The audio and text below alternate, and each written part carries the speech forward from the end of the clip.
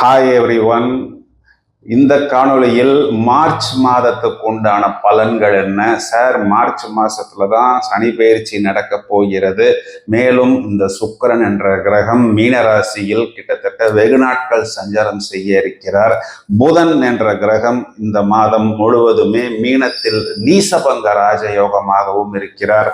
March மாதத்தின் மத்தியில் சுக்கிரன் புதன் இந்த இரண்டு கிரகங்களுமே வக்கரமடைய போகிறதாம். மேலும் மார்ச் மாதத்தின் நடுப்பகுதியில் கும்பராசியில் இருக்கக்கூடிய சூரியன் பங்குனி மாசம் பிறக்கும் பொழுது மீன ராசியில் சஞ்சாரம் செய்ய இருக்கிறது. நிறைய மாற்றங்கள் இருப்பது போல் தெரிகிறது. மேலும் மேஷராசியின் அதிபதியான செவ்வாய் மீன ராசியில் இந்த மாதம் முழுவதுமே இருக்கிறார்.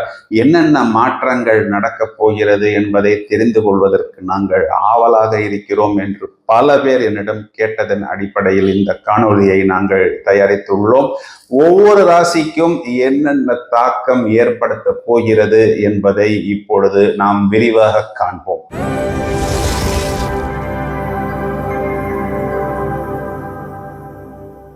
துலா ராசியை எடுத்துக்கொள்வோம். சார், என்ன சார் நாங்கெல்லாம் பாவம் செஞ்சோம்? நாங்கள் எல்லாமே ரொம்பவும் பர்ஃபெக்டாக தான் இருக்கிறோம். கரெக்டுன்னா கரெக்டுன்னு சொல்கிறோம், நோன்னா நோன்னு சொல்கிறோம், கொடுத்த கமிட்மெண்ட்டை கரெக்டாக ஹானர் பண்ணுறோம். ராசியாதிபதி சுக்கிரன், கொஞ்சம் நாங்கள் ஒரு லக்ஸரியாக இருக்கணும்னு ஆசைப்படுறோம், ஒரு ஸ்டேட்டஸாக இருக்கணும்னு ஆசைப்படுறோம். துலா ராசிக்கு 5ஆம் இடத்துல சனி பகவான் வந்ததுக்கு அப்புறம் குழந்தைங்க சம்பந்தப்பட்ட விஷயத்துல புதுசா ஏதோ கோளாறு டென்ஷன் அப்படின்னு ஏற்பட்டது. 12ஆம் வீட்டுல கேது வந்து அமர்ந்த பிறகு வெளிநாட்டுக்கு போய் முயற்சி செஞ்சு அது எதுவுமே ஒர்க் அவுட் ஆகல. கடைசியில் அங்க போய் ஃபைன் கட்ட வேண்டிய ஒரு சூழ்நிலை ஏற்பட்டது. எல்லாரும் ஏதோ இந்த அஷ்டம குரு உங்களை பாடுபடுத்தும், அஷ்டம குரு உங்களை பாடுபடுத்தும்லாம் சொன்னாங்க. நாங்க அதெல்லாம் ஒன்றும் பெருசா எடுத்துக்கல. ஆனா இந்த அஷ்டம குரு இந்த ரோலர் கோஸ்டர் அப்படின்லாம் சொல்றாங்க பாருங்க, முழுசா எங்களை வச்சு செஞ்சிருச்சு சார். துக்கம் தொண்டையை அடைக்கும் துலாம்னு நீங்க தான் ஏதோ ஒரு இடத்துல எழுதியிருந்தீங்க. ஏதோ எழுதுறாருன்னு நான் நினைச்சுக்கிட்டேன். ஆனால் இப்பொழுதுதான் அதை முழுவதுமாக உணர்ந்தோம். நாங்க எங்க இன்வெஸ்ட் பண்ணினோமோ, எங்க டெபாசிட் பண்ணினோமோ, சுத்தமா எங்களுக்கு பணம் வரல. கடல்ல போட்ட பெருங்காயம்னு சொல்லுவாங்க, அது திரும்ப வருமானு தெரியாது, அது எங்க போச்சுன்னு தெரியாது. சீட்டு கட்டினேன், எனக்கு இப்போ பணம் வர்ற மாதிரி இருக்குன்னு நினைச்சேன். அந்த ஆளே அப்ஸ்கண்ட் ஆகி போய் விட்டாரு. மொத்தமா என்னுடைய உடல் உழைப்பு, என் சேவிங்ஸ் போயிடுச்சு. இதை வச்சுதான் என் பொண்ணுக்கு கல்யாணம் பண்ணணும், என் பையனுக்கு ஃபீஸ் கட்டணும், இப்படியெல்லாம் நான் மாட்டிக்கிட்டு முழிக்கிறேன். இந்த மார்ச் மாதம் ஏதாவது துலா ராசி தேருமா அப்படின்னு சொல்லுங்க சார். அதாவது துலா ராசிக்கு ராசி அதிபதி 6ஆம் வீட்டில் உச்சம் இந்த மார்ச் மாதம் முழுவதுமே. அப்போ 6ஆம் வீடு தானே, மறைவு ஸ்தானம் தானே என்று எடுத்துக்கொள்ள வேண்டாம். உச்ச கிரகத்துக்கு முதலில் மறைவு என்பது கிடையாது. 6ஆம் வீட்டில் இருக்கக்கூடிய ராகு என்பவர் 5ஆம் வீட்டை நோக்கி வர இருக்கிறார். 5ஆம் வீட்டுக்குரிய சனி என்பவர் 6ஆம் வீட்டை நோக்கி நகர இருக்கிறார். அப்ப 5ஆம் வீட்டுல ராகு இருக்கும்போது குழந்தைங்க சம்பந்தப்பட்ட விஷயத்திலையும் பூர்வீக சம்பந்தப்பட்ட விஷயத்திலையும் டென்ஷன் வராதா என்றால் வராது. ராகுவை குரு பார்க்க இருக்கிறார். இப்போ பாக்யாதிபதி என்று சொல்லக்கூடிய புதன் உங்களுக்கு நீச பங்க ராஜயோகமாக இருக்கிறார். இப்போ பாகியங்கள் ஏற்படும். அது உங்களது பித்துரு வர்க்கம், வெளிநாட்டு தொடர்பு, இந்த இரண்டிலுமே ஏற்படும். 6ஆம் வீட்டில் சூரியன் சஞ்சாரம் செய்வதும் உங்களுக்கு அனுகூலமான பலன்கள் தான்.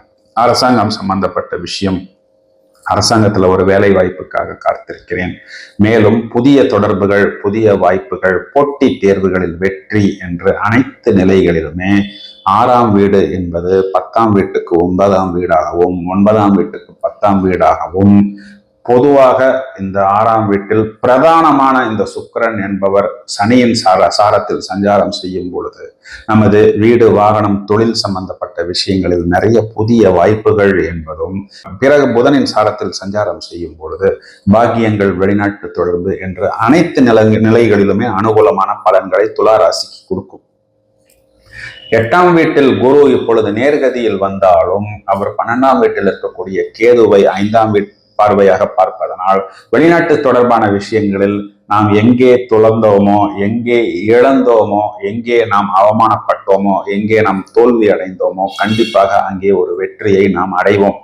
2ஆம் வீடு என்று சொல்லக்கூடிய தனஸ்தானத்தை குரு பார்ப்பதும், 3ஆம் வீடு என்று சொல்லக்கூடிய வெற்றி ஸ்தானத்தை செவ்வாய் பார்ப்பதும் இரண்டாம் அதிபதி 3ஆம் வீட்டை பார்ப்பதும் 3ஆம் அதிபதி 2ஆம் வீட்டை பார்ப்பதும் பார்வை பரிவர்த்தனை. சார் இன்னுமே புரியல சார்.